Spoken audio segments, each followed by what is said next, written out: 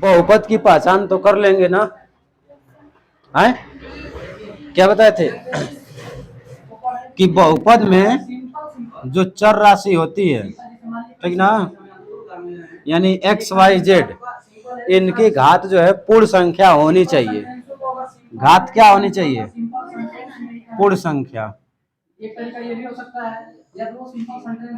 घात पूर्ण संख्या का मतलब 0 1 2 3 ऐसे रहेगा, इस फॉर्म में रहेगा।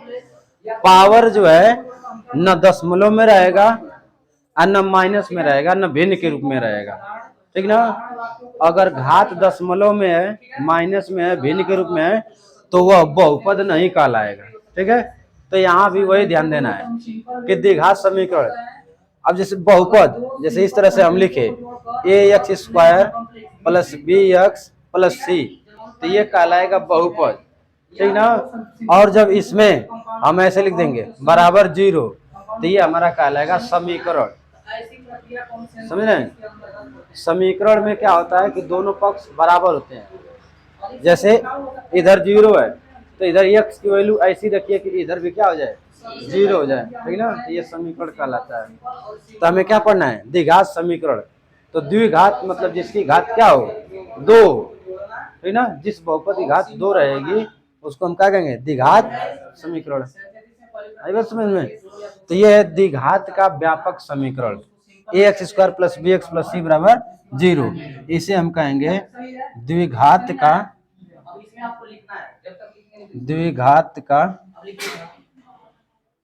व्यापक समीकरण, ठीक ना। द्विघात समीकरण आपको मिलेगा तो उसी रूप में मिलेगा, समझ रहे हैं? कहने का मतलब ये है कि 1 2 3 पद से ज्यादा पद नहीं होगा, 3 पद से कम पद हो सकता है, ठीक ना। जैसे हम लिख दिए 4x स्क्वायर, तो द्विघात बहुपद है, बराबर 0 कर दिए, द्विघात समीकरण हो गया, ठीक ना। केवल लिख दिए एक्स स्क्वायर प्लस 2 बराबर 0, तो ये भी द्विघात समीकरण है, ठीक ना। X square plus 2x plus 4, तो ये भी क्या है? द्विघात समीकरण है, ठीक ना। 4 प्लस 3x स्क्वायर, तो ये भी आपका द्विघात समीकरण है, ठीक ना। अब जब प्रश्नावली शुरू होगी तो उसमें पहचानना रहेगा कि कौन इसमें द्विघात समीकरण है और कौन नहीं है, ठीक ना। तो उसमें दोनों पक्ष में दिया रहेगा। जैसे एक साइड दे दिया इस तरह से x-1 और x-2, और इधर जो है इस तरह से x दे दिया। तो आपको करना क्या है कि इसको सॉल्व करना है, ठीक ना। और सॉल्व करके एक पक्ष में इसको भी कर देना है, और घटा उठा कर काट पीट करके देख लेना है कि एक्स स्क्वायर बच रहा है कि नहीं बच रहा है, ठीक ना। अगर एक्स स्क्वायर नहीं बचा, एक्स क्यूब बच रहा है, या चाहे केवल एक्स बच रहा है, या केवल संख्या बच रही है, तो वह द्विघात समीकरण नहीं होगा, ठीक ना। एक्स स्क्वायर उसमें रहना चाहिए, ठीक ना। द्विघात का मतलब कि 2 घात उसमें रहनी चाहिए। 2 घात से कम चाहे 2 घात से ज्यादा रहेगा तो वह द्विघात नहीं कहलाएगा। 1 घात हो जाएगी तो रैखिक, 3 घात हो जाएगी तो त्रिघात हो जाएगा। तो द्विघात के लिए 2 घात होना एकदम कंपलसरी है, ठीक ना। तो शुरू करें प्रश्नावली 4.1। समझ में आया? इसको नोट करिए था। आइए, X square plus B X plus C बराबर 0 द्विघात का व्यापक समीकरण है।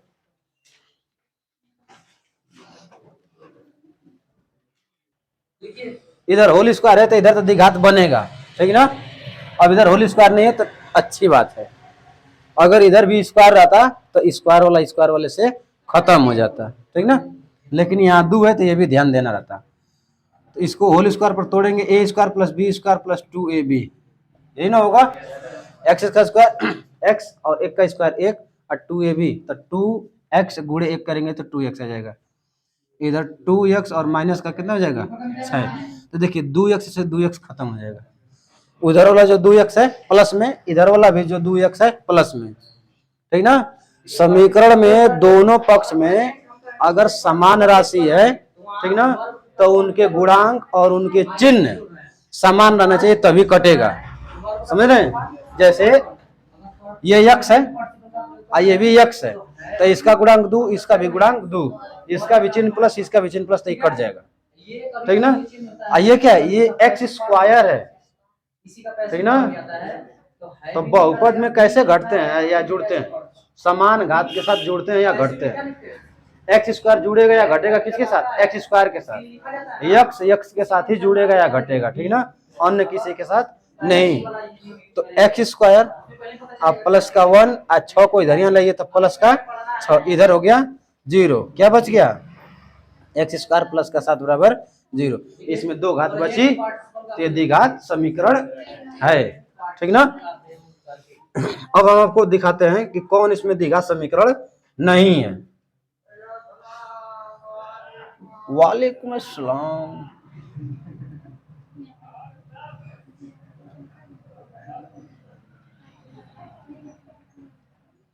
ठीक है, ये आपका सवाल नंबर 6। इधर का देख लिया जाए तो इधर तो कुछ करना ही नहीं है, जैसे है वैसे हम उतार दिए, ठीक ना। दाएं पक्ष में आप स्क्वायर करेंगे तो एक्स का स्क्वायर एक्स स्क्वायर 2 का स्क्वायर 4 हो जाएगा। अब माइनस 2ab तो 2 दूना के 4x 2ab, ठीक ना। तो 2 दूना के 4 होल स्क्वायर आता है ना कि वो ना आता है। तो एक्स स्क्वायर से एक्स स्क्वायर खत्म हो जाएगा, 3x प्लस 1 और इस 4x को उधर भेजेंगे तो प्लस हो जाएगा और 4 को उधर भेजेंगे तो माइनस। इधर कुछ नहीं बचा, बराबर 0। तो 3 और 4 7x, एक में से 4 घटेगा माइनस का 3 बराबर 0। इसमें 2 घात बची है नहीं, तो यह द्विघात समीकरण नहीं है, ठीक ना। लिखेंगे द्विघात समीकरण नहीं है, ठीक है। कर लेंगे ना, जब तक पूरा हल नहीं करेंगे तब तक जवाब नहीं देंगे, ठीक ना। पूरा हल कर लेंगे तब, अगर 2 घात बची है तब द्विघात, नहीं बची है तो नहीं रहेगा, ठीक ना। उतार लीजिए, बाकी आप लगा लीजिएगा, समय लोगे। देखिए जिनको गुणा नहीं आता है कैसे होता है, पहले इस यक्स को लीजिए, ठीक ना, पहला वाला यक्स लीजिए और इन दोनों में गुणा करिए, ठीक ना। तो यक्स का यक्स में गुणा करेंगे तो क्या होगा? एक्स स्क्वायर, इतना पता है ना, पावर जुड़ जाती है। जैसे इसकी एक घात इसकी एक घात 2 घात एक्स स्क्वायर हो जाएगा। अब यक्स का एक में करेंगे तो हो जाएगा यक्स, ठीक ना। देखिए चिन्ह भी देखना है, आई प्लस तो प्लस आया, यक्स प्लस में 1 भी प्लस में तो प्लस आया, ठीक ना। अब यक्स का यक्स में और 1 में कर लिए, अब इस 2 का यक्स में भी करना है और 1 में भी करना है, ठीक ना। तो इस 2 का चिन्ह क्या है? माइनस, और यक्स का चिन्ह है प्लस, तो माइनस का प्लस में गुणा होके माइनस, ठीक ना। तो 2 का एक्स में होगा तो 2x, अब फिर माइनस है प्लस है तो क्या आएगा? माइनस, और 2 एक कम 2, ठीक है। सेम काम इधर भी, यक्स का यक्स में गुणा करेंगे एक्स स्क्वायर, यक्स का 3 में करेंगे प्लस का 3x, ठीक। अब 1 का गुणा x में करेंगे तो माइनस है ना, आई प्लस है तो माइनस का प्लस में होके माइनस, 1 का x में करेंगे तो यक्स, 1 3 माइनस का प्लस में होके माइनस, ठीक ना। देखिए एक्स स्क्वायर अकेला है, एक्स स्क्वायर अकेला है, तो एक्स स्क्वायर से एक्स स्क्वायर कट गया, ठीक ना। अगर इधर 2 को रहता, इधर 3 को रहता तो घटा लेते ले जाके, ठीक ना, पक्षांतर किया जाता। लेकिन ये भी अकेला कट जाएगा। एक्स यक्स में से 2x घटाएंगे तो माइनस का x और माइनस का 2, 3x में से x घटाएंगे तो 2x को इधर लेके जाएंगे माइनस का 2x और 3 को उधर लेके जाएंगे प्लस का 3 बराबर 0। माइनस का x और माइनस का 2x माइनस का 3x और 3 में से 2 घटेगा तो 1 बराबर 2 घात बचा इसमें नहीं, तो ये भी द्विघात समीकरण नहीं है। कर लेंगे ना। तो अब जो भी सवाल बच रहे हैं किताब में लगाइएगा, ठीक है। अब दूसरा में कह रहा है कि द्विघात समीकरण के रूप में निरूपित कीजिए, तो इसको हम निरूपित कर रहे हैं। पढ़ रहे थे कि 2 चर वाले रैखिक समीकरण, ठीक ना। तो 2 चर वाले रैखिक समीकरण में क्या था कि जो भी हमको मानना था, 2 चीजें मानना था, तो एगो को x एगो को y मान लेते थे, ठीक ना। अब यहाँ 2 चर में नहीं मानना रहेगा क्योंकि जब आप दो चर में मान लेंगे ना तो द्विघात नहीं बनेगा। अब यहाँ एक ही चर में मानना पड़ेगा, या तो x के रूप में मानिए या तो y के रूप में मानिए। ठीक है, पहला सवाल पढ़ते हैं। एक आयताकार भूखंड का क्षेत्रफल 528 वर्ग मीटर है। क्षेत्र की लंबाई मीटर में चौड़ाई के दुगुने से एक अधिक है। हमें भूखंड की लंबाई और चौड़ाई ज्ञात करनी है। देखिए, अब एक चर में मानना रहता है ना, तो इसमें राशियों में रिलेशन दिया रहता है। क्या कह रहा है कि लंबाई चौड़ाई के दुगुने से एक अधिक है। लंबाई किससे अधिक है? चौड़ाई के दुगुने से एक अधिक। यानी चौड़ाई अगर हमको पता हो तो उसको दुगुना करके एक जोड़ दें तो क्या हो जाएगी? लंबाई हो जाएगी। आई बात समझ में? यही ना करा है कि लंबाई चौड़ाई के दुगुने से एक अधिक है। यही ध्यान देना रहता है। रिलेशन कहाँ दिया है वहीं से मानना रहता है, ठीक ना। तो क्या मानेंगे? माना आयताकार भूखंड की चौड़ाई क्या माने? x मीटर, ठीक ना। तो आयताकार भूखंड की लंबाई क्या हो जाएगी बताइए? आय चौड़ाई हम मान लिए x, लंबाई क्या हो जाएगी? अरे भाई ये तो ना करना है। कहां से भाई जी? ना सवाल याद हो रहा है। कह रहा है कि आयताकार भूखंड की लंबाई, ठीक ना, चौड़ाई के दुगुने से एक अधिक है। तो चौड़ाई तो हमें लिए माने है ना, चौड़ाई का दुगुना करिए आ एक जोड़ दीजिए तो 2x + 1 आया समझ में? देख लीजिए, जो लंबाई है चौड़ाई के दुगुने से एक अधिक है, ठीक ना। तो लंबाई गुणे चौड़ाई आयत का क्षेत्रफल होता है कि नहीं? तो वही तो दिया है कि क्षेत्रफल जो है 528 वर्ग मीटर है। तो आयत का क्षेत्रफल, आयत का क्षेत्रफल क्या होता है? लंबाई गुणे चौड़ाई। तो लंबाई है x और चौड़ाई है 2x + 1। लंबाई गुणे बराबर क्षेत्रफल कितना है? 500। आई बात समझ में? लंबाई चौड़ाई करते हैं, आ जाता है क्षेत्रफल। क्षेत्रफल दे रहा है कि 528 है, तो बराबर में रख दिए। x का गुणा कर लेंगे तो क्या हो जाएगा? 2x² + x बराबर 528। तो 2x² + x - 528 बराबर 0 आ गया आंसर, ठीक ना। बस यही तक। इसमें बस कहा है कि द्विघात समीकरण बनाइए, तो बना के बस छोड़ देंगे, हल ना करेंगे ना। परफेक्ट पार्टिसिपल पढ़े हैं, परफेक्ट पार्टिसिपल के अनुसार इसको फिर हम बनाएंगे। हमें भूखंड की लंबाई और चौड़ाई ज्ञात करनी है। तो उपरांत तो बस लिखा है कि निम्न स्थितियों को द्विघात समीकरणों के रूप में निरूपित कीजिए। तो द्विघात समीकरण के रूप में बस निरूपित करके छोड़ देना, ठीक ना। नहीं तो अगर लंबाई चौड़ाई ज्ञात करना है तो हम क्या करेंगे? इसका गुणनखंड करेंगे। आई बस नोट कर लीजिए। नहीं तो खंड कर दे रहे हैं। अब गुणनखंड, तो गुणनखंड आपको अब कक्षा 8 की बात याद रखना पड़ेगा। 8 में गुणनखंड सिखाया जाता है, 8 में 9 में। अगर x² के साथ कोई गुणांक है तो इस अचर का हम उसमें मल्टीप्लाई करेंगे, ठीक ना।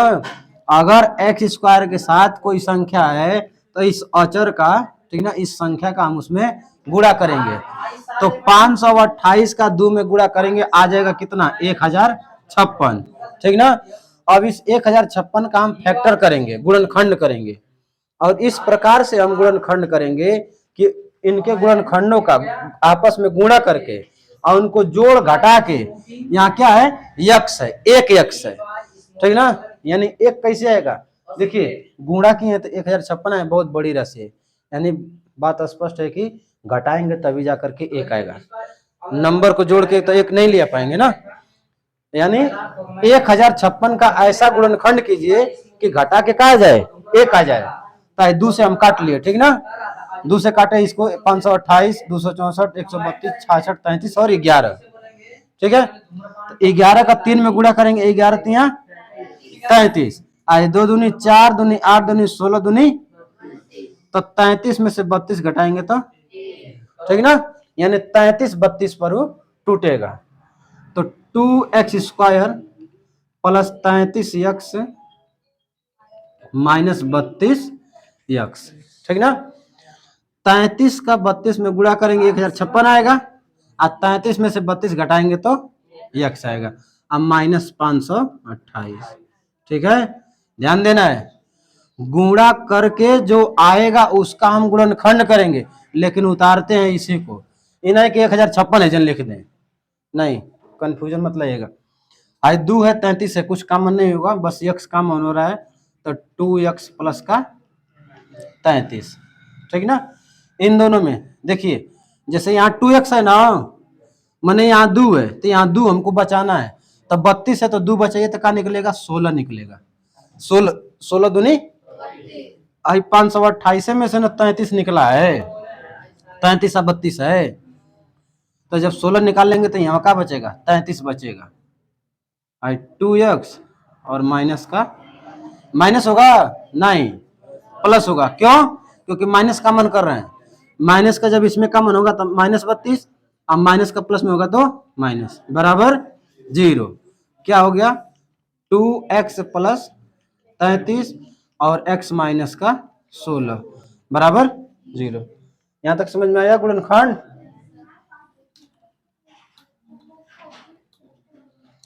अब यहां से हम क्या करेंगे, 2x प्लस 33 बराबर 0 या x माइनस 16 बराबर 0, ठीक ना। यहाँ क्या है कि एक राशि यह है, एक राशि यह है, दो राशियों का गुणनफल शून्य है, तो दो राशियों का गुणनफल शून्य कब आ सकता है, उनमें से कोई एक राशि शून्य जरूर होगी, समझ रहे हैं। जैसे हम कहेंगे कि 4 और 5 का गुणा करेंगे तो 0 आएगा, सर जी पागल ने कहा, 4 5 का गुणा करेंगे तो 20 आएगा, है कब 0 आएगा, या तो 4 की जगह यहाँ पर 0 कर दें, और नहीं तो 5 की जगह यहाँ पर 0 कर दें, ठीक ना।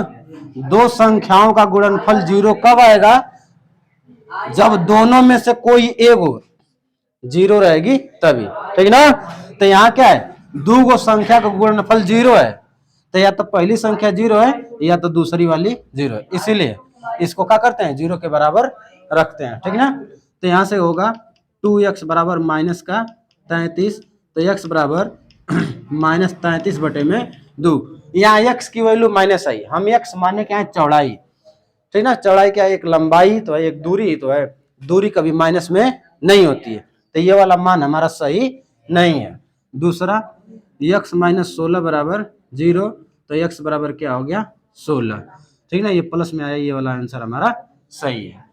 यानी x क्या माने, चौड़ाई, तो चौड़ाई हो गई कितना, चौड़ाई हो गई 16 मीटर, ठीक ना, और लंबाई क्या हो गई, लंबाई देखिए 2x प्लस 1 है ना, तो 16 गुणे 2 प्लस 1, तो 16 दूनी 32 और 1 33 मीटर, ठीक ना, लंबाई चौड़ाई निकल गया, नोट कर लीजिए, आया समझ में।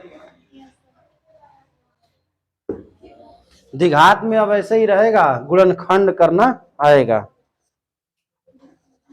वहां 2 चर वाले थे तो 2 गो समीकरण बनना था, यहाँ 2 गो समीकरण ना बनेगा, एक ही बनेगा।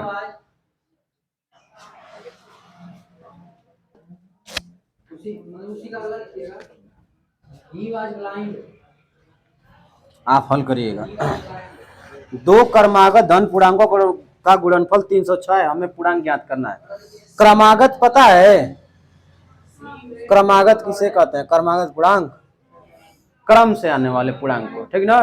जैसे एक के बाद क्या आएगा, 2 आएगा, 2 के बाद 3 आएगा, समझ रहे, क्रमागत यही है, क्रम से जिसका आगमन हो क्रमागत, ठीक ना। कहेंगे बताओ 10 के बाद क्या आएगा, कोई कोई देखिए 12 आएगा नहीं, ठीक ना। 10 के बाद 12 कब आएगा? जब हम कहेंगे कि 10 के बाद क्रमागत सम संख्या बताइए तो 12, ठीक ना। जैसे 11 के बाद क्रमागत विषम संख्या तो 13, ठीक ना। तो अगर केवल कहे कि क्रमागत संख्या, क्या कहे? क्रमागत संख्या, तो क्रमागत संख्या में एक का अंतर रहता है। कितने का अंतर रहता है? यानी क्रमागत संख्या आपको निकालना है तो खाली एक जोड़ दीजिए, निकल जाएगा। समझ रहे हैं? यानी अगर क्रमागत में पहली संख्या x है तो दूसरी क्या हो जाएगी? दूसरी क्या होगी? x plus 1। जैसे हम कहें कि एगो संख्या 99 है तो इसकी क्रमागत संख्या क्या होगी? 100। 99 के बाद क्या आएगा? 100। एक जोड़ी के ना निकला, तो पहली संख्या x तो दूसरी क्या हो गई? x प्लस 1, ठीक ना। अब ध्यान देना है सम और विषम में। जैसे सम देखा जाए तो 2 के बाद आएगा 4, 4 के बाद आएगा 6। अब विषम में देखा जाए तो 1 के बाद 3, 3 के बाद 5। तो विषम और इस सम में कितने का अंतर है? 2 का अंतर है, ठीक ना। तो अगर कहेगा कि क्रमागत सम संख्या, तो पहली मानेंगे x, तो दूसरी मानेंगे x प्लस 2, ठीक ना। ये क्रमागत सम या विषम दोनों के लिए, क्रमागत सम या विषम दोनों के लिए, ठीक ना। सम कहे तब वो पहली माने x और दूसरी x प्लस 2, अगर विषम कहा तो पहली x और दूसरी x प्लस 2। लेकिन अगर केवल कहे कि क्रमागत संख्या तो पहली x दूसरी x प्लस 1, ठीक ना। ऐसे समझ में मान लेंगे ना। कह रहा है कि दो क्रमागत संख्याओं का गुणनफल 306 है, तो गुणनफल, इनका गुणनफल तो x और x प्लस 1 ऐसे लिख लिए तो गुणा हो गया ना, बराबर का रख देंगे 306। गुणा कर दीजिए x स्क्वायर प्लस x बराबर 306, तो x स्क्वायर प्लस x और माइनस 306 बराबर 0, ठीक ना। समीकरण बन गया। आयु वाला है तो आयु वाला आप लगा के आइएगा। आयु, उम्र,